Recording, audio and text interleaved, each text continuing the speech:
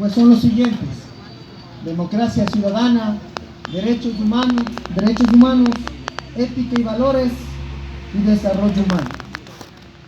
La formación ciudadana lo podrá hacer desde el día de hoy, simplemente ingresando a las redes sociales, a la página de la alcaldía y a la página del Consejo Cantonal de Protección de Derechos de Facebook, con la finalidad de hacer clic en un enlace que va a estar posteado desde el día de hoy hasta el 10 de marzo, jueves 10 de marzo del 2022.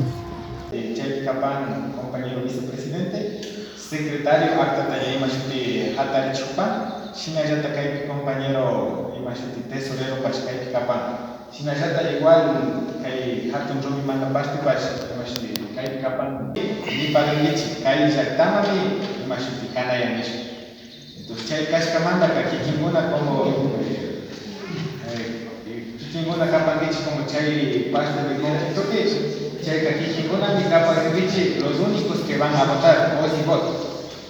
Na fuerza na comuna nicho na cada uno que voluntad ya can se la mama con la claro en paguichi pero definitivamente para su acá ya ya parchi no es que haga nisca ya capanchicho chenta ka respetar una baña mal compañero Richard siempre hay una petición aquí para siempre Pucará.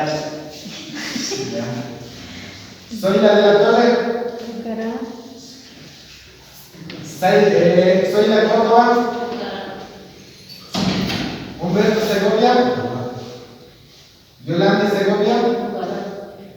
Maruja Segovia. Ernesto Córdoba. José Bachista. Cisa Maldonado. Carlos Yambela. ¡Pucará!